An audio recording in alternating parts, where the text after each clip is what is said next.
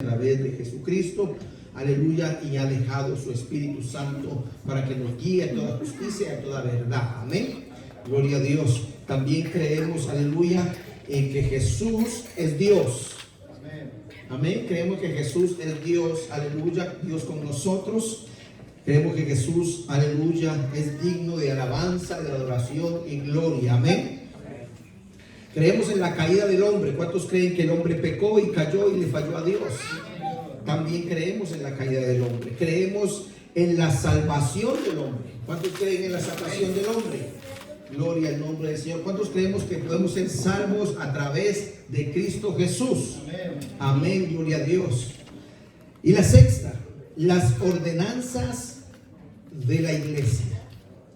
Las ordenanzas de la iglesia. ¿Cuántas ordenanzas practica la iglesia de Cristo, la iglesia cristiana? 1, 2, 3, 4. ¿Cuántas ordenanzas practicamos? No, Julio, 2. ¿Cuáles son? El bautismo en agua y la Santa Cena. El bautismo en agua y la Santa Cena. Gloria al nombre del Señor. El viernes pasado hablamos sobre el bautismo en agua, ¿verdad que sí? El viernes pasado estábamos hablando sobre el bautismo en agua.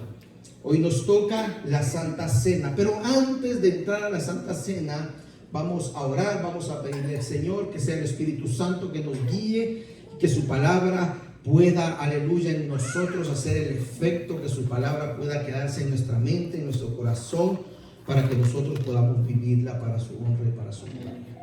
Vamos a orar. Padre que estás en gloria, te damos gracias, Señor. Recibe la alabanza, la adoración, gloria y honra, Señor. Gracias te damos, Dios mío, aleluya, porque tú, Señor, has sido fiel. Tú hasta este momento nos has guardado, nos has sostenido, Señor, en medio de pruebas, de luchas, de tribulaciones, Señor. Tú has sido fiel, Señor. Gracias te damos, Señor, aleluya, porque tú estás aquí.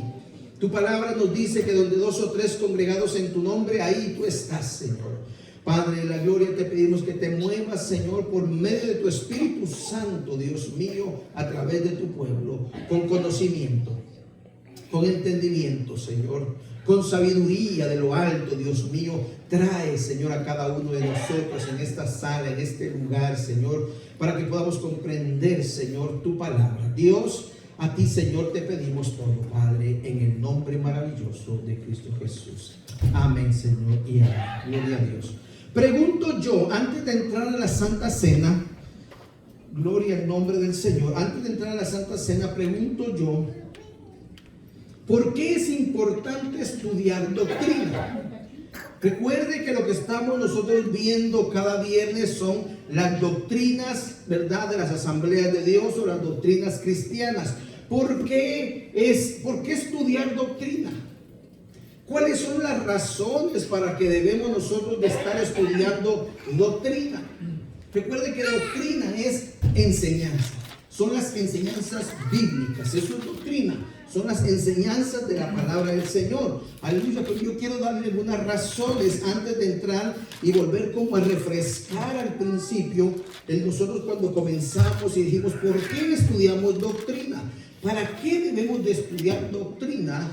Y una de ellas, hermano, estudiamos la doctrina o las enseñanzas de la Biblia porque fue instituida por Cristo Jesús. En Mateo capítulo 28, ustedes se acuerdan cuando dijo que bautizamos en el nombre del Padre, del Hijo y del Espíritu Santo, enseñándoles que guarden, ¿qué dice?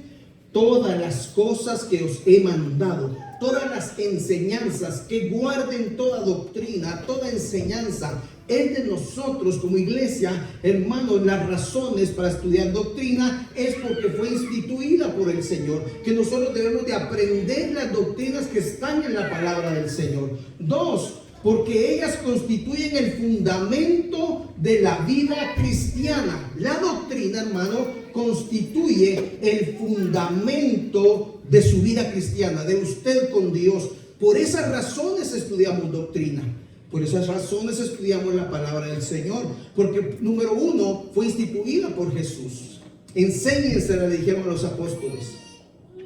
que guarden todas las cosas que yo les he enseñado, toda enseñanza, toda doctrina que yo les he dado, ustedes enséñenselas también para que las guarden. Esa es la primera razón. Segunda razón, porque constituyen el fundamento de la vida cristiana. Hay un fundamento en la doctrina. Usted se fundamenta, echa raíces sólidas cuando estudiamos doctrina. ¿Qué dice Efesios capítulo 2, versículo 20 al 22? Abra su Biblia, hermanos, vamos a leer. Yo quiero que me ayude. Aleluya. Esto es parte de una introducción un poquito larga antes de entrar a la Santa Cena y terminar el punto número 6. Pero quiero que quede claro, hermano, para que usted se inspire, para que usted y yo deseemos, hermano, estudiar doctrina, aprender doctrina, porque es importante para nuestro fundamento como cristianos, como hijos de Dios. Sabe, hermano, que hay diferentes iglesias que lamentablemente no enseñan doctrina y no hay un fundamento. Hermano, la gente anda para allá y para acá porque no hay una identificación, no hay una identidad, no hay doctrina en donde yo depositar mi fe. Yo deposito mi fe porque me contaron, porque me dijeron. No, ahora nosotros depositamos nuestra fe porque hemos estudiado la palabra del Señor y ahí yo voy a depositar mi fe. Por eso es importante estudiar doctrina, porque constituye el fundamento para la vida cristiana. Efesios 2, 20 al 22, ¿qué nos dice? Alguien que lo tenga. Y si lo leemos más rápido, vamos a terminar antes. Quiero terminar la Santa Cena, pero quiero tomarme unos 15 minutos máximo en estos 4 puntos que traje, que son las razones por las cuales debemos de estudiar doctrina. La primera fue la que Jesús instituyó. No la leímos porque usted ya se la sabe, que está en Mateo 28, 19 y 20, donde instituye a los discípulos para que enseñen la doctrina. La segunda constituye el fundamento para la vida cristiana o para el cristiano, y Efesios 2, 20 al 22 nos dice. ¿Quién me lo lee? Amén. Amén. El que lo tenga primero. Dice así: edificados sobre el fundamento de los apóstoles, profetas, siendo la principal piedra del ángulo Jesucristo mismo, en quien todo el edificio bien coordinado va creciendo para ser un templo santo del Señor. Amén. Hasta el 22. En quien también vosotros sois juntamente edificados para morada de Dios en el Espíritu. Todo es a través de Jesucristo, pero dice por los apóstoles y profetas, las enseñanzas para la edificación, para que nosotros entendamos y comprendamos, hermano, que nuestras raíces están en Cristo Jesús. Todo va a través de Jesús, todo va a través de Cristo. Es para edificarnos. Las doctrinas es para que usted y yo crezcamos, nos edifiquemos, maduremos en Dios, hermano, y vayamos creciendo en la gracia y en el conocimiento del Señor. 3. La doctrina nos ayuda a ser creyentes fuertes y saludables en Cristo. ¿Cuántos quieren ser creyentes fuertes y saludables en Cristo? Hermano, para eso es la doctrina. Para ser hermanos cristianos fuertes, saludables, no hablar por hablar, no decir por decir. Que usted va a tener una base bíblica, la cual usted va a poder enseñar, la cual usted va a poder transmitir a aquellas personas. ¿Por qué? Porque ya ha estudiado, ya ha analizado, ya, hermanos, hemos escudriñado, ya hemos aprendido que la doctrina bíblica es importante para ser creyentes fuertes, saludables en Cristo Jesús. Al cuarto, porque ellas nos proporcionan la firmeza necesaria para que no seamos arrastrados por doctrinas de error. Miren la importancia de estudiar doctrina. Miren la importancia de aprender la palabra del Señor, porque al usted y yo aprender la palabra del Señor, nos evitamos, hermano, de ser arrastrados por doctrinas de error. Y eso nos lo dice ahí mismo en Efesios capítulo 4 y versículo 14. Alguien que tenga Efesios 4, 14.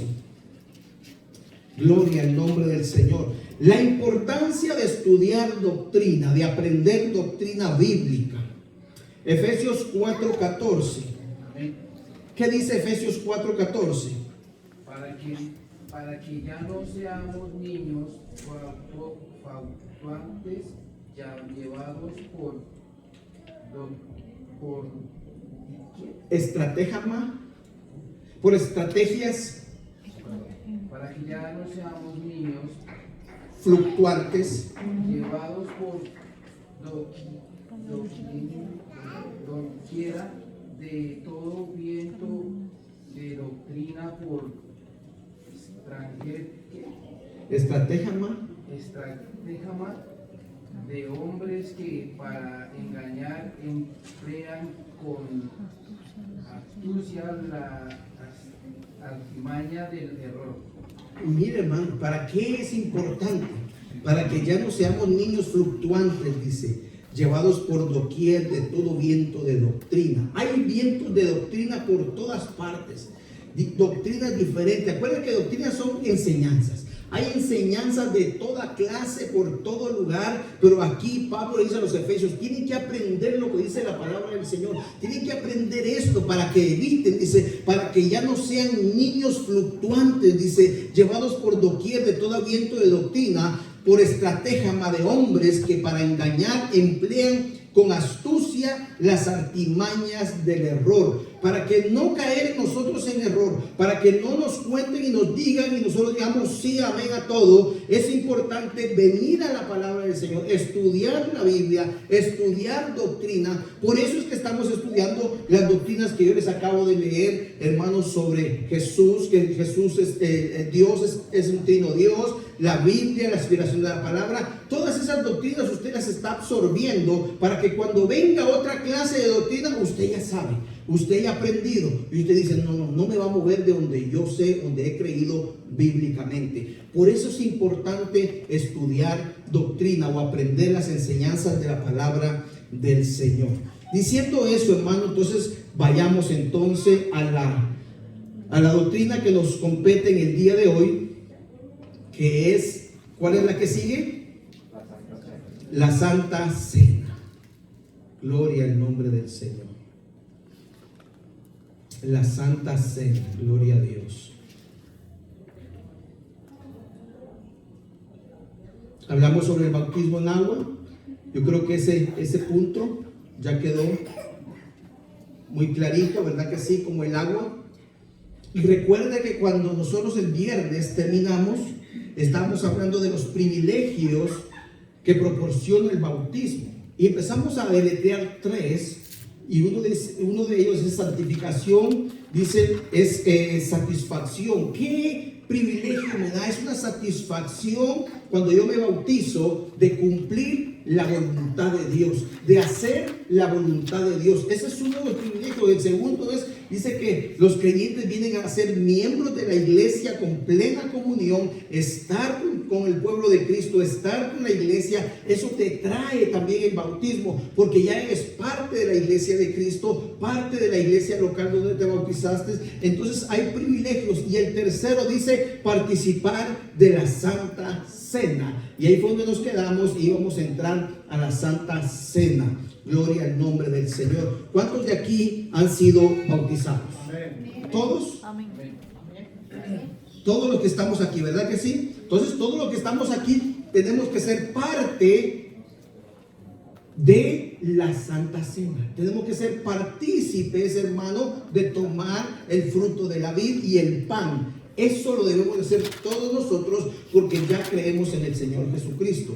La Santa Cena consiste en la participación de los elementos que es el pan y el fruto de la vid, el pan y el vino. Pero aquí no tomamos vino, ¿verdad que no?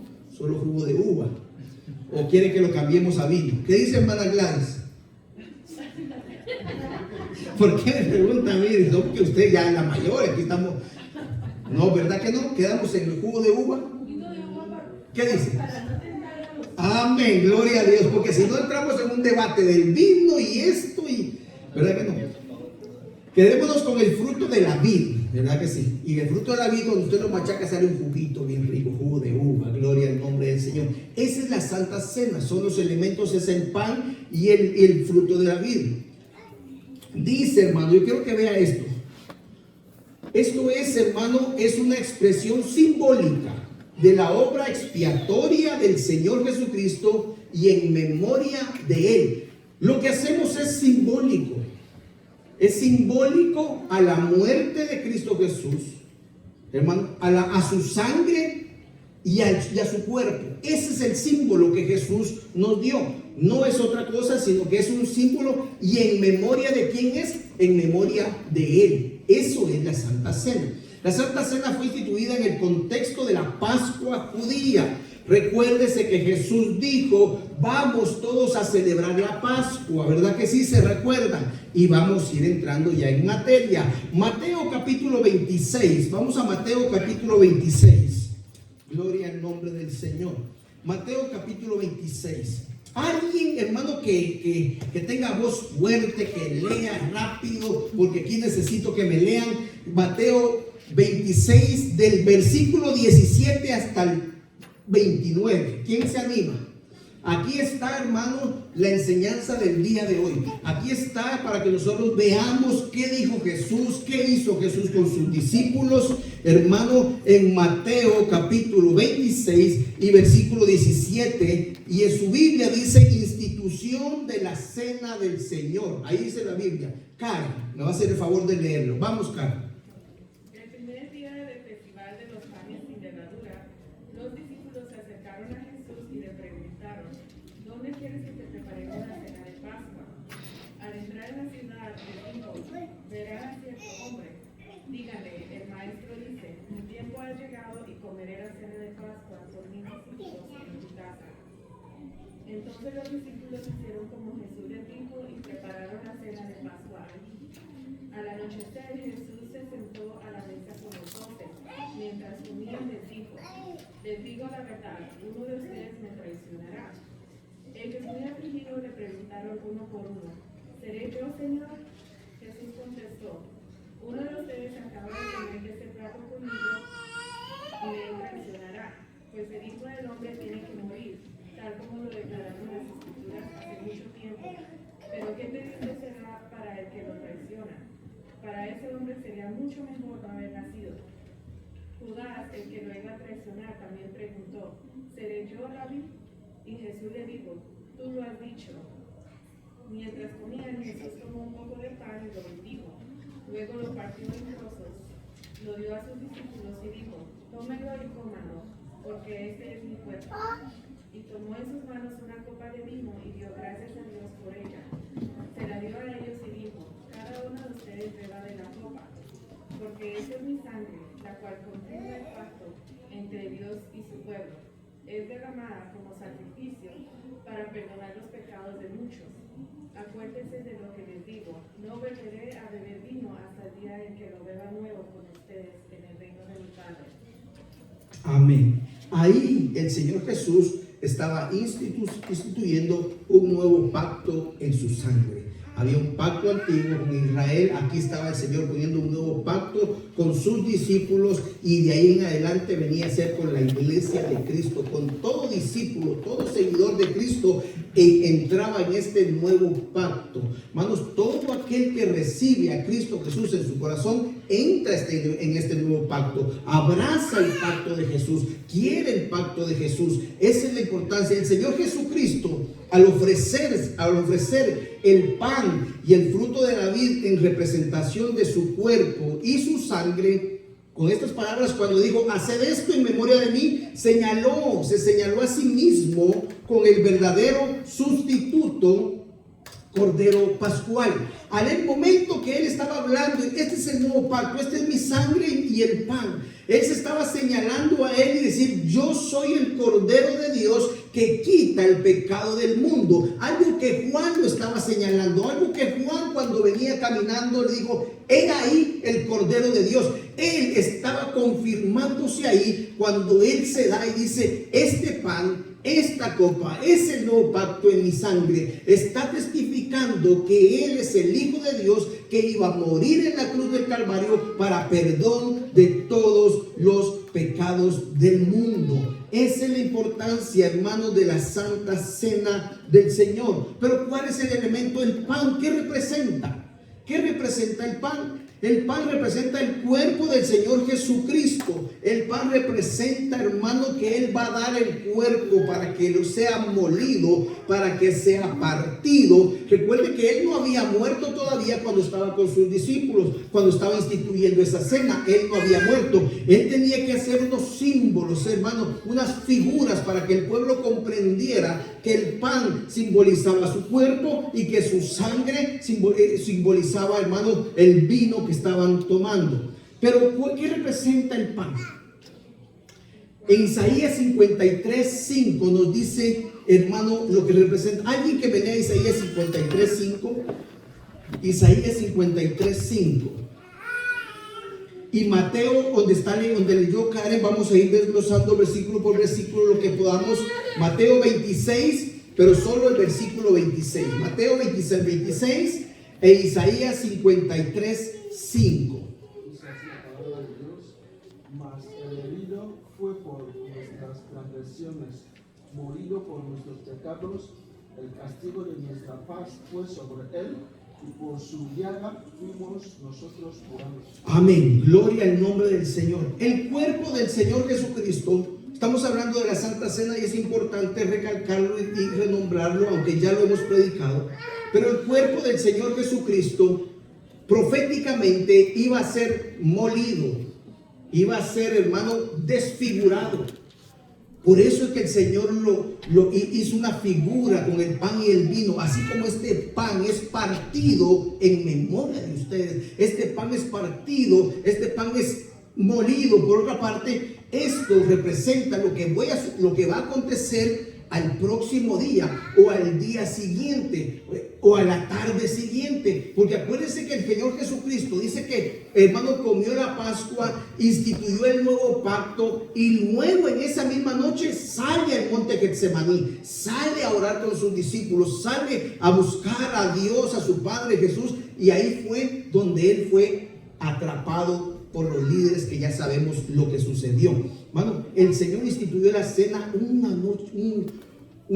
día antes, podemos decirlo, antes de su muerte. Antes el Señor da un nuevo pacto en su sangre. Mateo capítulo 26, versículo 26, ¿qué nos dice Mateo 26, 26?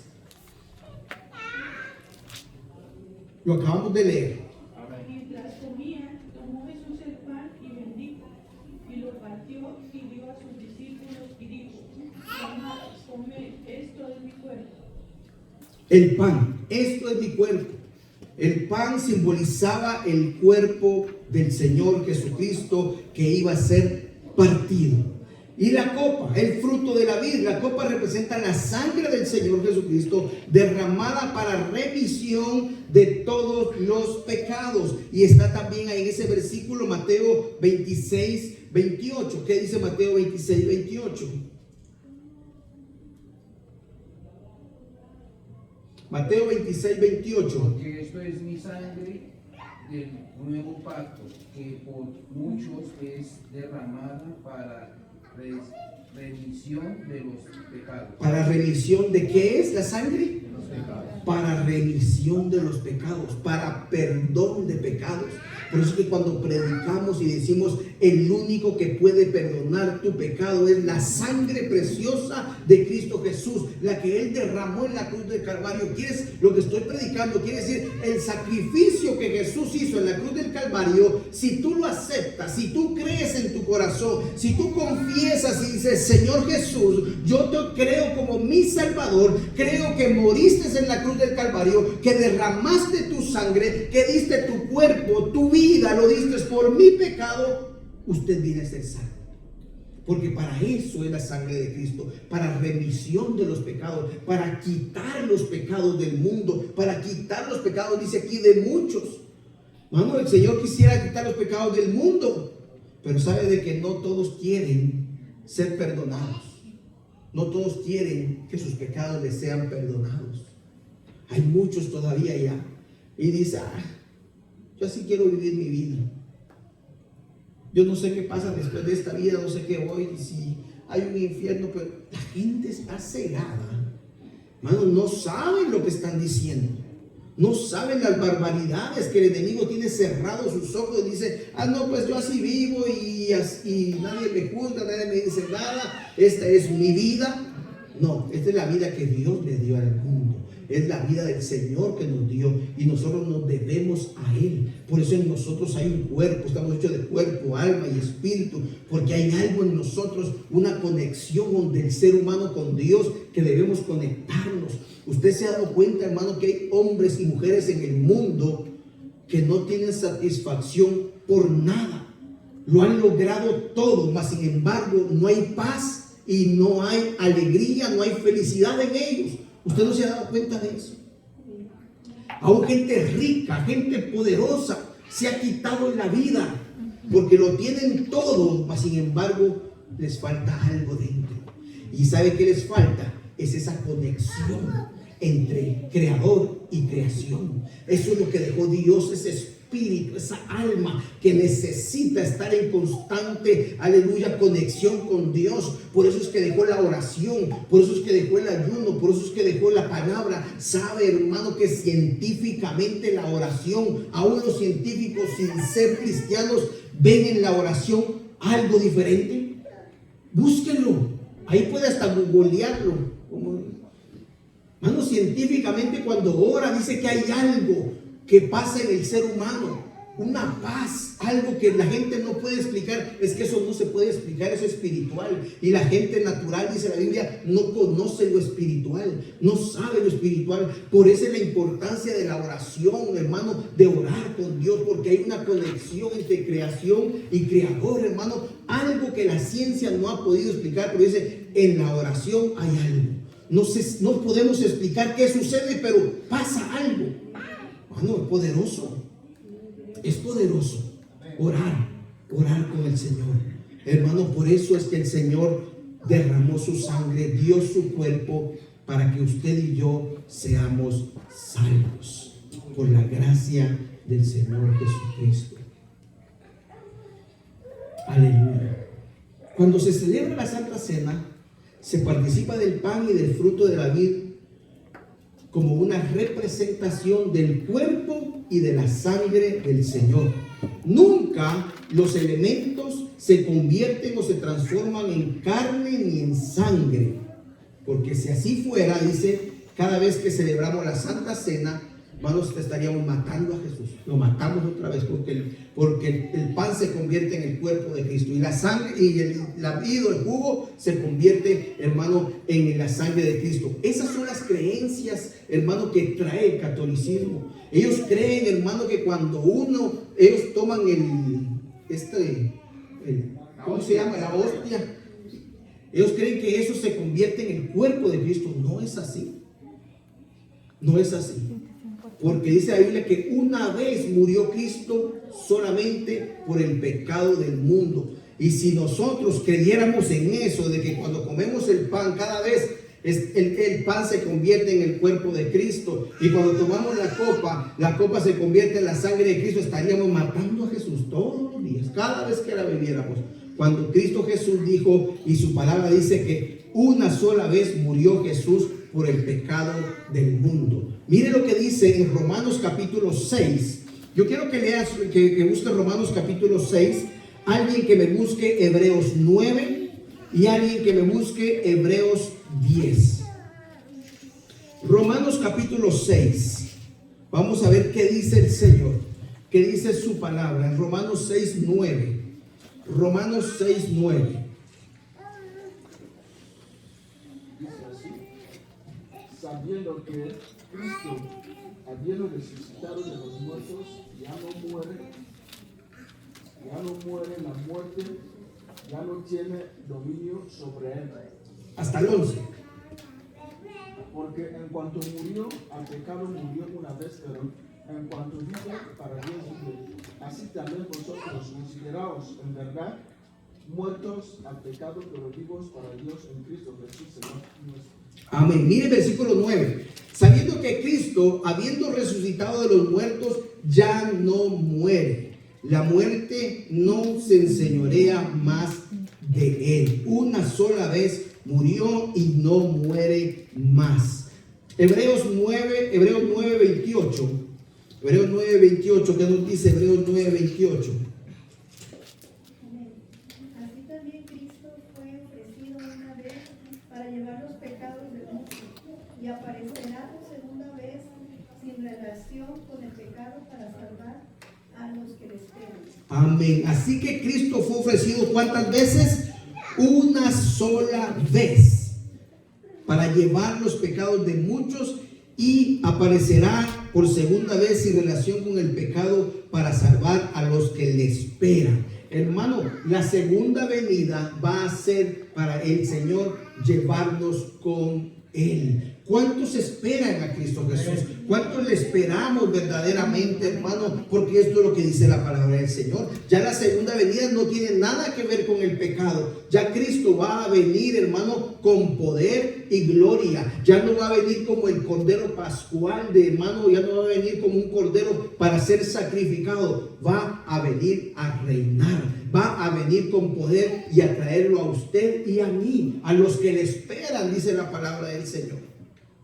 Yo todavía sigo esperando. Yo no sé si usted espera, pero aquí dice así, dice, también Cristo fue ofrecido una sola vez para llevar los pecados de muchos y aparecerá por segunda vez sin relación con el pecado para salvar a los que le esperan, para salvarte a ti y para salvarme a mí, a los que esperan su venida. Hermanos, debemos de animarnos unos a otros, debemos, hermano, de consolarnos unos a otros, debemos esperar esa venida, y cada vez que podamos, hermano, ya sea en el púlpito, en la enseñanza, allá abajo, la palabra del Señor dice, anímense unos a otros con estas palabras, digan que Cristo venga, no se olviden de animarse, porque muchos pueden estar desanimados y llega uno, pero anímate, Cristo viene, tú no sueltes la carreta, sigamos empujándole, sigamos esta carrera. Esto es importante en el cuerpo de Cristo, animarnos, hermano, porque sabe que el desánimo llega a la vida de cada persona. En cualquier punto de la vida cristiana, el desánimo en algún momento aparecerá.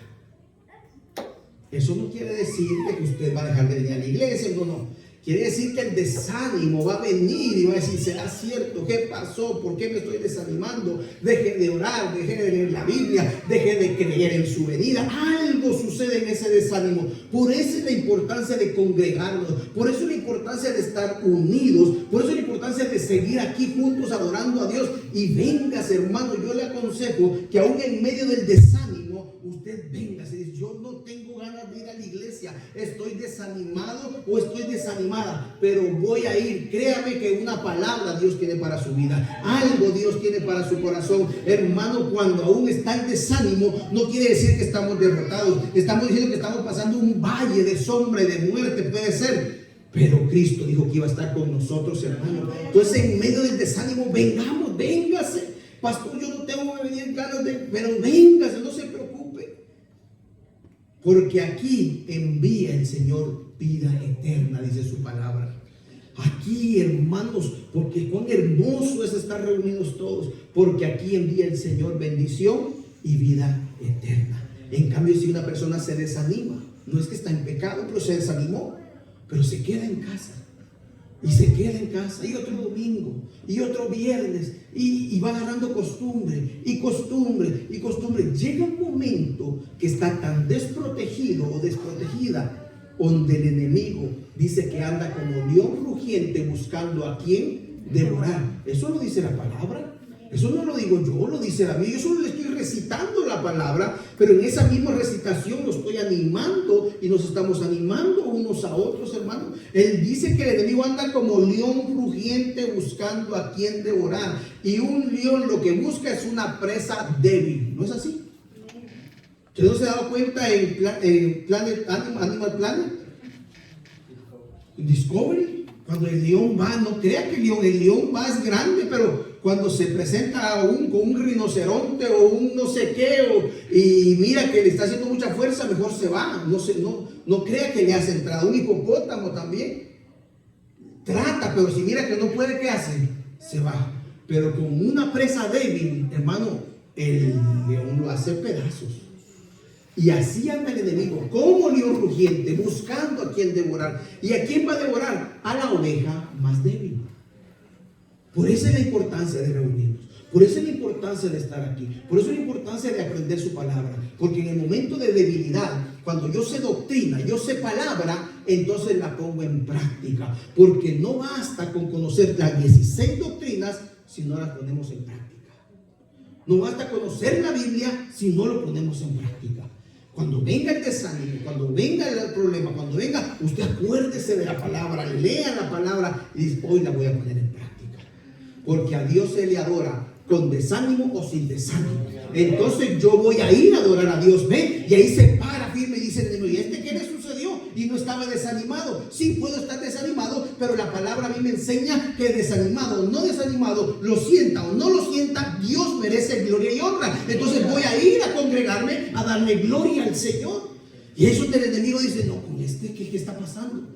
En el mismo desánimo, cuando nosotros ponemos en práctica la palabra nos da la victoria. La palabra nos da la fortaleza. Jesús se fortaleció en la palabra. Escrito está. Y escrito está. Y humanamente él estaba débil por 40 días. De ahí no lo predicamos la otra vez. Pero cuando él se fortaleció, ¿en quién? En la palabra.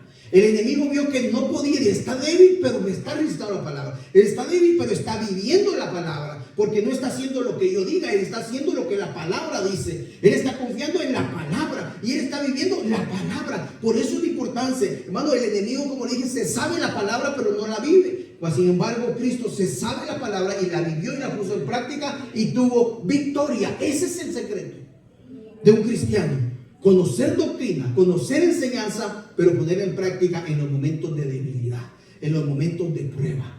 No, Señor, yo ya leí en tal parte, no sé dónde, Señor, pero leí que tú me vas a fortalecer. Ahí yo me voy a agarrar y agarrar fuerza. Señor, mire, vengo cansado del trabajo, es que hoy sí, pero ya mejor no voy, pero voy a tomar fuerza en el Señor, porque yo cansado, no cansado, tú me necesitas. Y ahí es donde uno agarra fuerza de Dios y sigue fortaleciéndose en el Señor. Hebreos 10:10. ¿Qué nos dice Hebreos 10:10? Hebreos 10:10 hasta el 14. Alguien que me traiga el 10:10 al 14. Hebreos 10:10. Manda Laura. En esta voluntad somos santificados mediante la ofrenda del cuerpo de Jesucristo, hecha una vez para siempre. Y ciertamente todo sacerdote está día tras día ministrando y ofreciendo muchas veces los mismos sacrificios, que nunca pueden quitar los pecados. Pero Cristo, habiendo ofrecido una vez para siempre un solo sacrificio por los pecados, se ha sentado a la diestra de Dios, de ahí en adelante esperando hasta que sus enemigos sean puestos por estrado de sus pies. Porque con una sola ofrenda hizo perfectos para siempre a los santificados.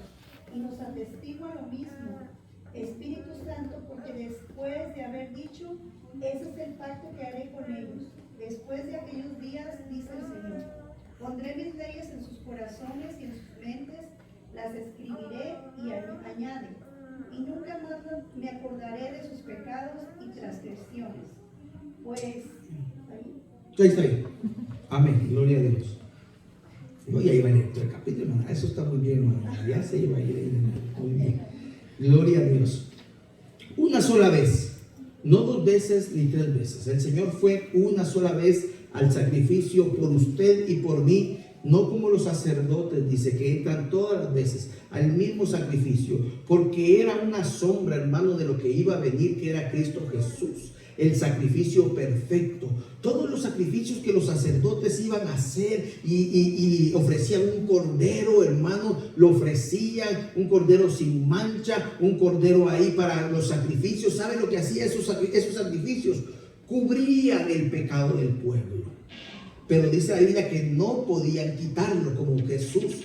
Jesús fue una sola vez a la cruz del Calvario, al sacrificio, pero Él sí quita el pecado del mundo. Él sí lo arranca, porque dice la Biblia que echa los pecados al fondo de la mar y no se acuerda de ellos. ¿Cómo le hace el Señor?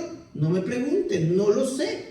Pero eso es lo que dice la palabra del Señor. En cambio, hermanos, los sacerdotes iban y decían pecamos, y con el animal lo que hacían, cubrían el pecado y cubrían el pecado. Pero en Cristo Jesús fue una sola vez al sacrificio, y Él sí arranca el pecado, hermano, si nosotros nos humillamos delante de su presencia, hermanos, en espíritu y en verdad, con mucha sinceridad. Cuando venimos delante de Él y decimos, Señor, he pecado contra ti, perdóname, el Señor arranca esos pecados de nuestra vida. Cuando dicen, me arrepiento de mis pecados, es porque estoy diciendo, Señor, voy a cambiar de dirección. Estoy cansada de esta misma dirección. Te pido perdón, pero vuelvo a agarrarlos. ¿Ven? No. Cuando uno dice a ella que se arrepiente es porque cambia de dirección, cambia de vida, cambia de forma de ser, hermano. Cuando nos arrepentimos de todo corazón. Gloria al nombre del Señor. ¿Qué nos enseña la Santa Cena? Nos enseña el gran amor de Jesús. El gran amor que Él tuvo por nosotros. ¿Qué dice Juan 3:16?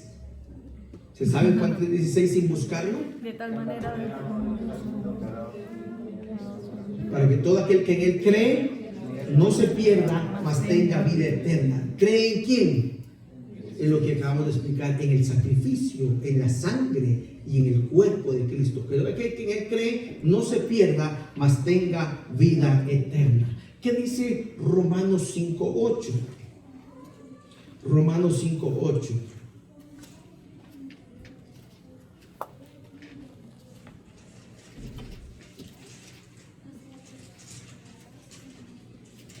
Es la palabra de Dios. Mas Dios encarece su amor para con nosotros, en que siendo aún pecadores, Cristo murió por nosotros.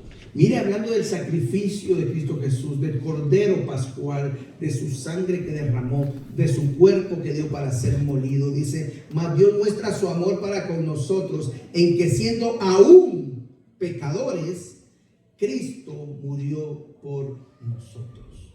Eso nos enseña la Santa Cena también, el amor de Dios. Es un recordatorio o una memoria del sacrificio expiatorio del Señor a favor de la humanidad. Y lo vimos en Isaías 53:6. También lo quiero que lo leamos en 1 Corintios 11:25. ¿Qué dice 1 Corintios 11:25?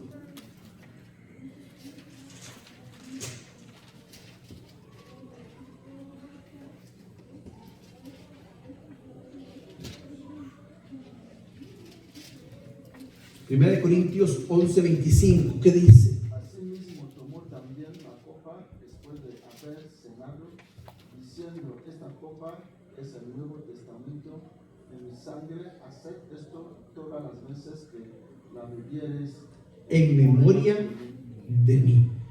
Es un recordatorio, un memorial. Estamos conmemorando, acordándonos del sacrificio que Cristo hizo en la cruz del Calvario. También la Santa Cena nos habla de comunión, comunión entre los creyentes, pues todos participamos del mismo pan y la misma copa. Cuando estamos aquí reunidos, estamos en una comunión con el Señor. La Santa Cena nos une, hay una comunión, una intimidad. Somos un solo cuerpo, somos una sola iglesia. Tomamos el mismo pan, tomamos el mismo jugo, todos juntos como pueblo de Cristo, con un solo propósito: de recordar la muerte y resurrección de Cristo, de recordar su sangre, su cuerpo molido y su venida otra vez. Hermano, esa es la comunión que hace la Santa Cena.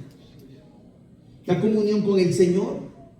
La Santa Cena parte también no solo de la comunión entre nosotros, sino de la comunión con Cristo. ¿Por qué? Porque dice que la celebremos en memoria de ¿quién? ¿Mía o suya?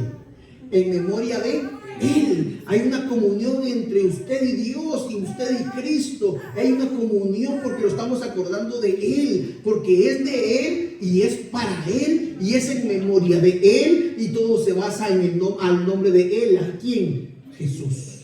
Todo se basa en Cristo Jesús, en ese sacrificio poderoso que Él hizo en la cruz del Calvario. Nos habla de su venida, del Señor Jesucristo. el apóstol Pablo dijo que cada vez que la celebremos, la Santa Cena, la muerte del Señor anunciamos hasta que Él venga. Algo profético. ¿Ve? Está profetizando algo. ¿Qué están profetizando? La venida de nuestro Señor Jesucristo. Hermano, la Santa Cena no es solamente por tomarla, es acordarnos de todo el sacrificio que Él hizo, es acordarnos de que Él viene otra vez, y es acordarnos, hermano, aleluya, que también yo voy a vivir con Él, que también yo voy a estar con Él, que también yo voy a tomar con Él, hermanos, esa copa, pero no aquí, sino en el reino de los cielos. Miren todo lo que abarca la Santa Cena. Miren el capítulo que leímos, no lo busquen, Mateo 26, al final, la hermana, Karen leyó, o si quiere vayamos Mateo 26 y versículo 29. Miren lo que dice Mateo 26, 29. Todo lo que instituye la Santa Cena, todo lo que instituye, dice: y os digo que desde ahora no beberé más de este fruto de la vid hasta aquel día en que lo beba nuevo con vosotros en el reino de mi Padre. Nos enseña una entrada triunfal, poderosa, hermano, al reino de los cielos. Nos está enseñando la Santa Cena, hermano, que hay una promesa en el Señor, que hay un día glorioso, que hay un día poderoso, donde usted y yo vamos a estar entrando triunfalmente, hermano, para tomar la Santa Cena, ya no aquí, sino allá. Eso abarca la Santa Cena, todo lo que abarca el conmemorar, el estar, el acordarnos de Jesús, de su muerte, su resurrección, su venida. Pero también me acuerdo que ya no, cuando Cristo venga, yo la voy a tomar allá, no aquí. Eso me tiene que llenar de gozo, de alegría, de seguir luchando, de seguir peleando, de seguir batallando, de seguir negándome a mí mismo por el nombre de Cristo Jesús. Porque hay victoria, hermano, va a haber algo glorioso. Eso nos tiene que motivar a nosotros para vivir, aleluya, de integridad con el Señor, para vivir, hermanos, íntegros para Dios, para hacer todo lo que Dios nos mande. Tenemos, hermanos, aleluya, que tomar la Santa Cena con esa misma reverencia, ese mismo recordatorio. Pero ¿cuáles son esos requisitos para tomar la Santa Cena? Primero, ser redimido por la sangre de Cristo, haber aceptado a Cristo Jesús en nuestro corazón, ser bautizados en agua. Por eso les dije quiénes habían sido bautizados, me dijeron todos. Tenemos el privilegio, los que estamos aquí, de ser parte de la Santa Cena o de la Cena del Señor. Tenemos el privilegio, hermanos, de seguir con estos sacramentos, con esta conmemoración de la Santa Cena, de lo que una vez hicieron Jesús y sus discípulos. Usted y yo lo estamos haciendo, conmemorando, recordándonos lo que Cristo hizo en la cruz del Calvario. Sabe de que el pueblo de Israel, por eso yo quiero que usted mire la comparación, sabe de que el pueblo de Israel, Dios le dijo que en la cena pascual, que mataran ese cordero pascual que se encuentra en Éxodo capítulo 12, ahí explica y dice: maten un cordero, tomen un cordero en el día 10, guárdenlo hasta el día 14. En el día 14, ahí sí mátenlo y todo, y coman la carne y pongan su sangre en los dinteles, que usted ya sabe, y todo. Hagan esto en memoria de lo que sucedió ahí, dijo. Hagan esto en memoria de lo que pasó en la liberación que yo estoy haciendo por estatuto perpetuo, se lo dijo al pueblo de Israel. Ahora nosotros, en el nuevo pacto, Jesús nos dice: haced esto en memoria de mí, ¿verdad que sí? En memoria de Él. Tiene que haber una reverencia, tiene que haber un conocimiento, tiene que haber un por qué yo lo estoy haciendo. Para hacerlo de todo corazón, para hacerlo con sinceridad, para hacerlo decir: Señor, gracias por el privilegio que tú me estás dando de tomar el pan y la copa, acordándome de lo que tú hiciste por mí en la cruz del Calvario, acordándome de todo lo que tú sufriste por mí.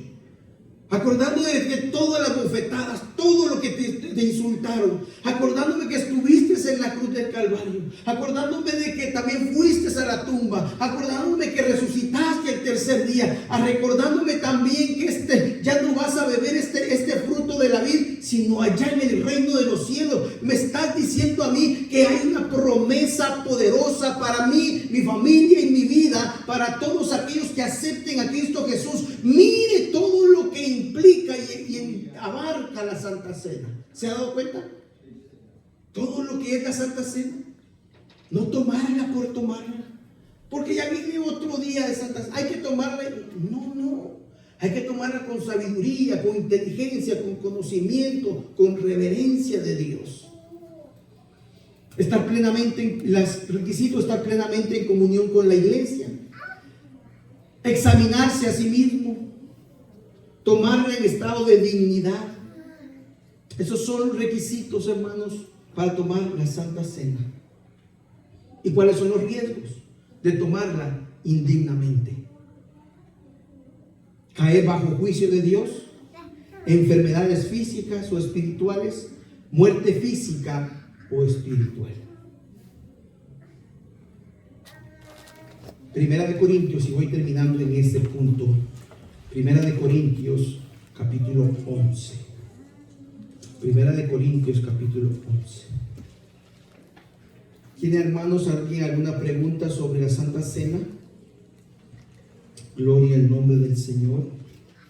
Pregunte, no se preocupe, aquí entre todos vamos a sacar una conclusión.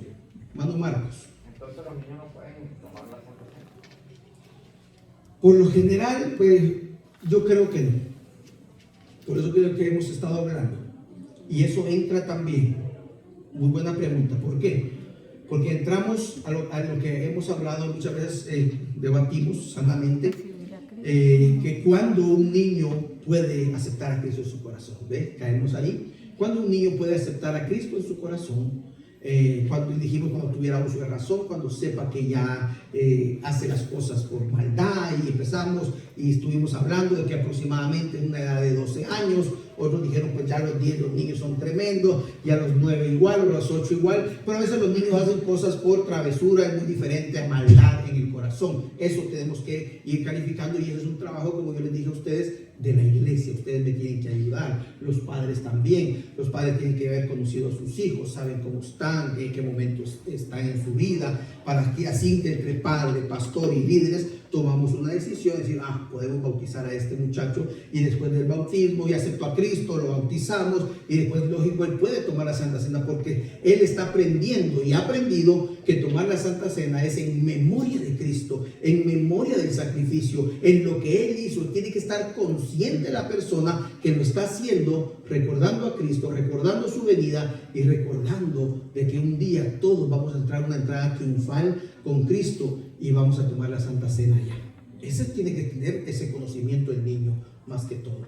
Porque claro, uno como padre dice que tómela y tome, pero no le hacemos ni bien ni mal, porque solo estamos por querer que la tomen, que pensándolo yo, tal vez humanamente, tal vez no cae en pecado. No es que estamos hablando de pecado, pero sería no tomarlo en serio las cosas del Señor. Y aquí vamos en este punto, entramos. Primera de Corintios capítulo 11. Primera de Corintios capítulo 11. Ahorita, versículo ok, yo quiero que quede claro, porque esto vamos a terminar y creo que estamos en buen tiempo, ¿verdad? No me quiero tardar mucho, porque ahí hay café, hay té, hay pan, entonces imagínate, entonces no. Ok, vamos a terminar temprano, gloria a Dios. Pero sí quiero que quede claro sobre el abuso a la cena del Señor, o tomar la cena del Señor indignamente. ¿Okay? Porque este es mi último punto. Riesgo de tomar la cena del Señor indignamente: caer bajo juicio de Dios, enfermedades físicas o espirituales, o aún la muerte física o espiritual. ¿Ok?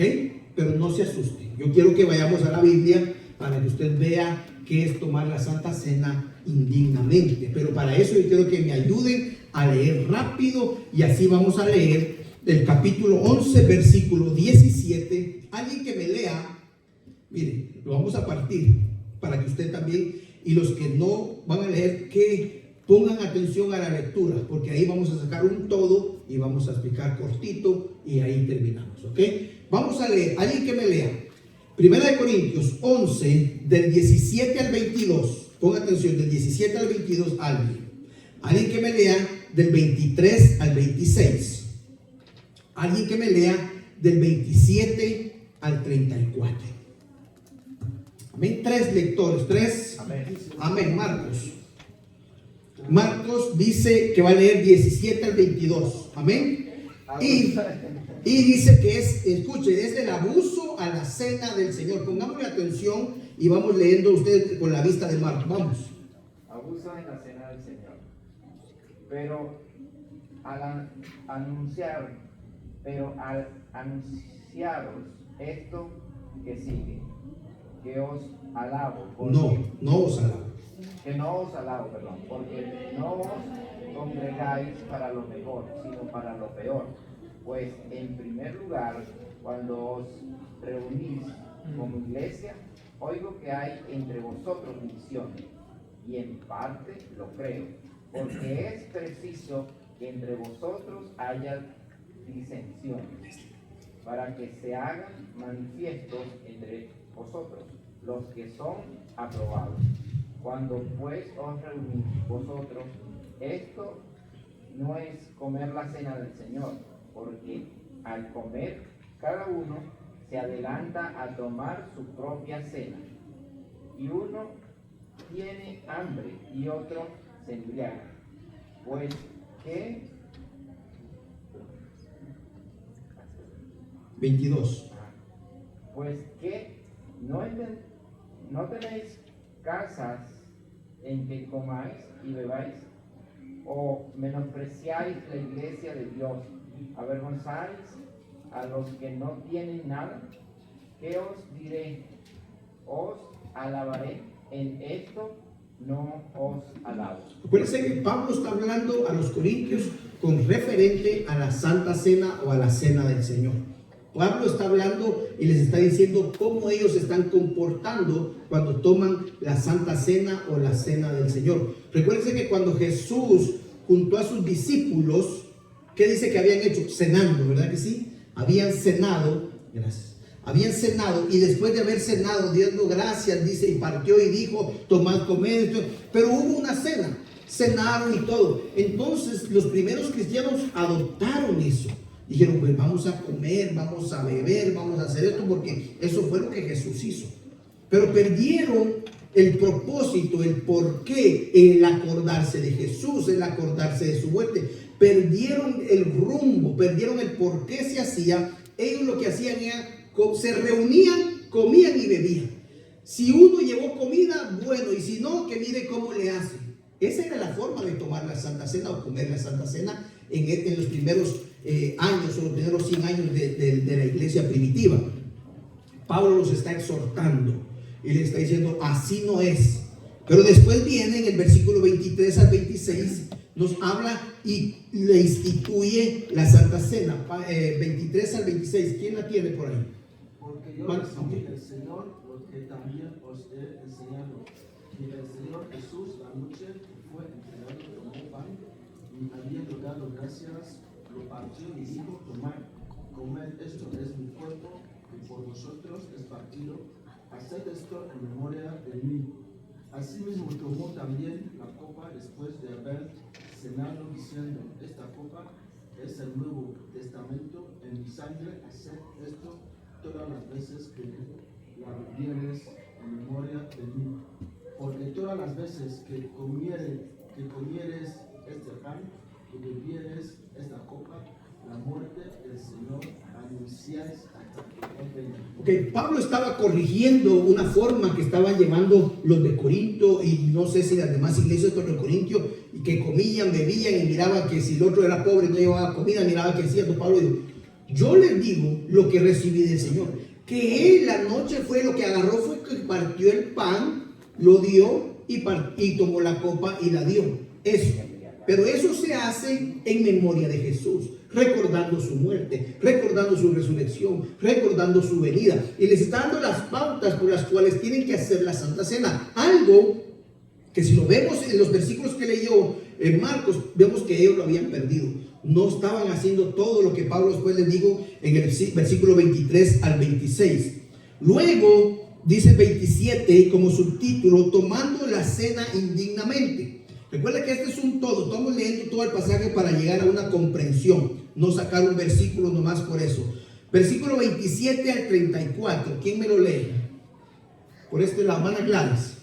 Porque el que come 27 al 34, este es tomando la cena indignamente, lo que estamos hablando, el punto que queríamos tratar. de manera que cualquiera que comiere este pan o bebiere esta copa del Señor indignamente será culpado del cuerpo y de la sangre del Señor. Por tanto, pruébese cada uno a sí mismo y coma así de aquel pan y beba de aquella copa. Porque el que come y bebe indignamente, juicio come y bebe para sí, no discerniendo el cuerpo del Señor. Por lo cual muchos enfermos y debilitados entre vosotros hay, y muchos duermen. O sea, Muchos mueren. Y que si no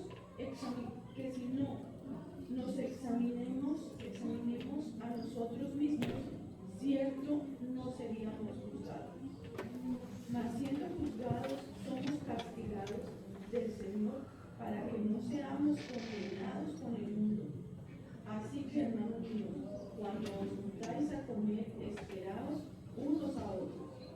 Si alguno tuviere hambre, coma en su casa, porque no os juntéis para juicio. Las demás cosas ordenaré cuando llegare. Amén. ¿Alguien que quiere aportar algo a este pasaje hermoso? Y si no, yo señalo aquí uno por uno, desde aquí de Aquilino para allá, de allá para acá. Karen. Ahí solo está hablando de la Santa Cena, ¿no? Sí. No es comer comida, ¿no? Está hablando específicamente de tomar la Santa Cena juntos y no cada uno. Sí, pero habla de comida porque ese fue el abuso que ellos tenían. Digamos al principio, el Señor dijo, lo que pasa es que ustedes se reúnen, dice, para comer su propia cena. ¿Ven? Dice que unos traían grandes cosas, vino y comida, y empezaban a comer. Nunca se acordaban, es en memoria de Jesús, es por su muerte. Ellos dijeron, hay que comer, y decimos, hagamos una fiesta, un pachangón, otra palabra. Así pensaban ellos que era eso. Por eso que el pobre venía y veía a todos comiendo. ¿Cómo se sentiría esa persona? Que entrara todos comiendo y no trajo nada, pero vengo a la cena del Señor. ¿Pero qué voy a comer? ¿Cómo se siente esa persona? Mal. ¿A quién están dañando ahí? Al cuerpo de Cristo. Eso es lo que está reprendiendo Pablo. ¿Alguien más que quería que levantó la mano? Así como usted lo dijo ahorita, que él les recordó que sí comieron ese día, cenaron, comieron normalmente, pero después Jesús tomó el pan, lo partió y les dijo, este es mi cuerpo, y luego el vino, lo selló, esta es mi sangre, y les explicó cómo tenía La forma que le tenía que hacer. esto háganlo siempre en memoria de mí. Entonces él les recordó esa Sí. parte y entonces les dice, así también háganlo ahora. Solamente dice así mismo, como también, porque todas las veces que comieres, de manera que cualquiera que comiere este pan o bebiere esta copa del Señor indignamente será culpado del cuerpo y de la sangre del Señor. Aquí ya está hablando Pablo diciéndoles, ya les recordó, ahora les está diciendo lo que pasaría si no lo hacen. Si no lo hacen así. Por tanto, pruébese cada uno a sí mismo y coma así el pan y beba la copa. Dice, porque el que come y bebe indignamente, juicio come y bebe para sí, y no discerniendo el cuerpo del Señor. Esto me pareció fuerte. Por lo cual muchos enfermos y debilitados entre vosotros, y muchos duermen. Es el versículo 30. Es grave, o sea, Por la situación en la que estaban pasando, muchos habían debilitados y otros enfermos y otros duermen, dice, otros estaban muertos. ¿Por qué? por no discernir el cuerpo de Cristo, por menospreciar el cuerpo de Cristo. Ese es tomar la Santa Cena indignamente. No está hablando de pecados exteriores ni de la carne de Dios. Está hablando, hermano, en la falta de discernimiento del cuerpo de Cristo. ¿En qué, pastor? ¿Por qué? Porque yo no discierno, en ese momento, yo no discierno, si me pongo a Corintios, no estoy discerniendo cómo viene mi hermano, qué necesita. Al contrario, lo estoy menospreciando. Yo comiendo mi cena, adelantándome, comer para mí, me engordo yo, y ahí que miren lo que hace. Eso es menospreciar al otro. Eso es lo que estaba diciendo Pablo. Tú estás menospreciando la iglesia porque no le estás dando su lugar, no estás discerniendo que el otro necesita, y esta cena no es para hacerte quién es el que tiene más, es para participar, para convidar, para convivir, para comunión, para estar todos unidos.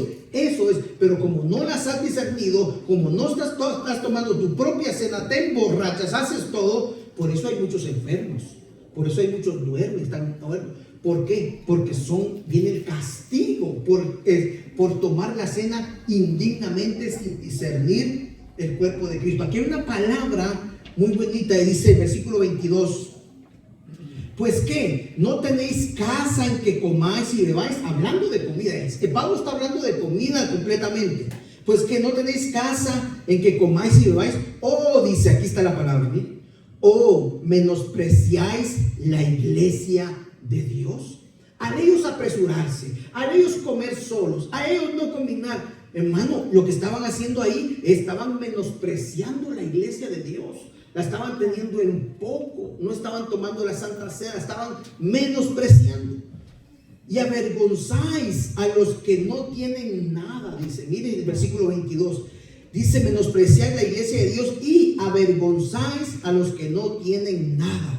¿Qué os diré? ¿Os alabaré? En esto no os alabo. Y ahí instituye del 23 al 26. Luego pasa al 27. De manera que cualquiera que comiera este pan y bebiera esta copa del Señor indignamente será culpado del cuerpo y de la sangre del Señor. Por tanto, por eso dice, pruébese cada uno a sí mismo y coma así del pan y beba de la copa. Lo que quiere decir es de que nosotros tenemos que comer, hermano, con reverencia, sabiendo cómo lo hacemos, para qué lo hacemos y por qué lo hacemos. Al comer eso, hermano, de esa forma, usted puede venir a comer la Santa Cena, porque yo lo estoy haciendo con reverencia para Dios, por Dios, en memoria de Él. No me estoy burlando de un hermano, no me burlo de otro, no vengo a señalar, es que él sí puede tomar, no, es mi vida. Yo mismo me estoy probando a mí mismo. Si está mi esposa a la par, no, soy yo, me tengo que probar. Señor, perdóname si te he fallado, o he menospreciado tu iglesia, o le he fallado, o me he burlado de alguien, perdóname, Señor. Y adelante, tome la Santa Cena, no hay problema, porque eso dice aquí, pruébese a cada uno, y luego dice, coma así del pan y beba de la copa. Versículo 29. Porque el que come y bebe indignamente, sin discernir, vuelve otra vez, el cuerpo del Señor, juicio come y bebe para sí. Cuando dice, es que ustedes no disciernen, les digo los primeros versículos. Ustedes no se fijan que aquel no tiene. Ustedes no se fijan que aquel necesita. No están discerniendo el cuerpo de Cristo. Hacen todo para su beneficio y para los suyos. No es así. Tienen que discernir. No dice la Biblia pues que es mejor dar que recibir.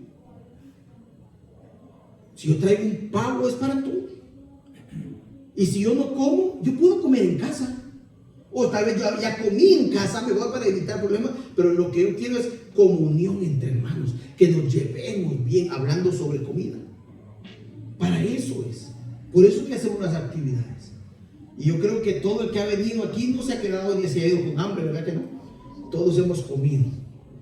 Y si hay alguien que hay una mala cara, perdón, no sé, no creo. Hablando de comida, ya me va a dar hambre.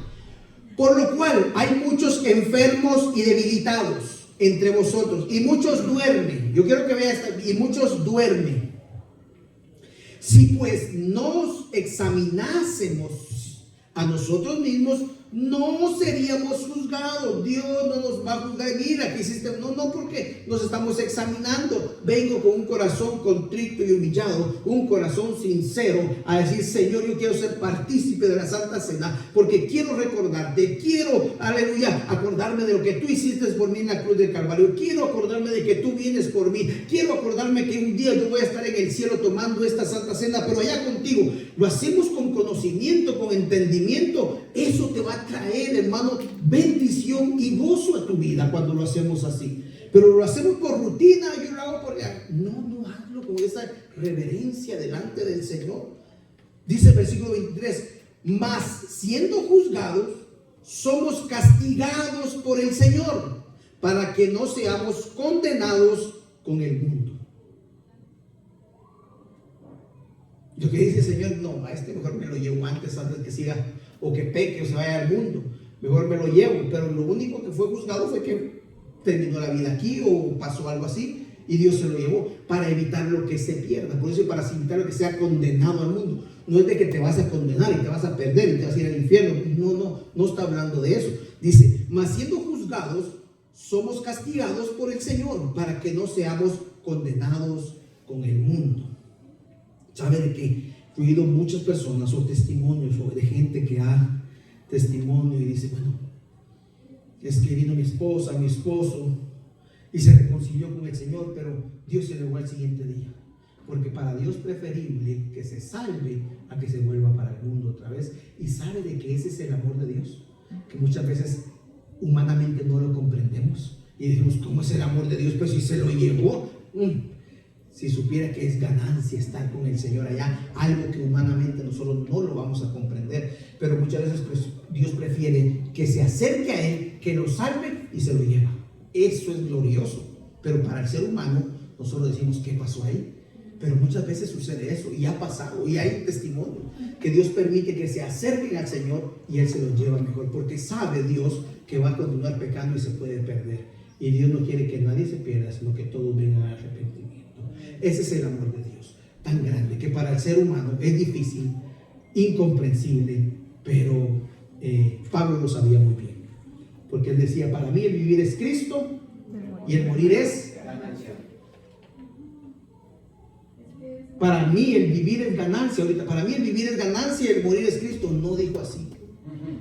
Él dijo: para mí el vivir es Cristo. Mi vida está concentrada por Cristo, con Él, para Él y por Él. Para Él yo vivo toda mi vida. Ese es mi propósito de vida, vivir para Él. Pero si muero es ganancia, porque ya no voy a vivir para Él, sino que voy a estar con Él. ¿Sí? Es que es algo maravilloso. Humanamente no lo comprendemos. ¿Ibas a decir algo?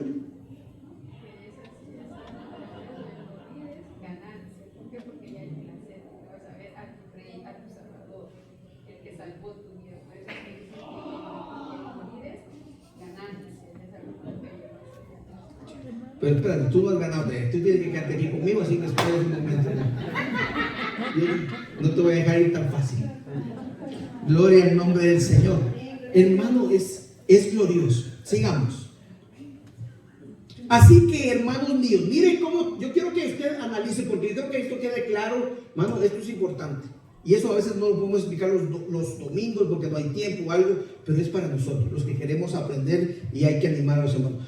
Mire cómo empezó Pablo, lo que leímos, y cómo terminó Pablo. Pablo empezó hablando de comida y termina hablando de comida. Eso es lo que estaba juzgando, eso es lo que le estaba tirando a personas sin corazón, a personas sin sentimiento. Eso es lo que estaba juzgando, y eso es lo que dice: es tomar la cena del Señor indignamente. No tienes sentimientos para con Dios, te vale todo. Eso es lo que le estaba diciendo Pablo a los Corintios. Te vale todo. No hay algo, una reverencia, sentimiento.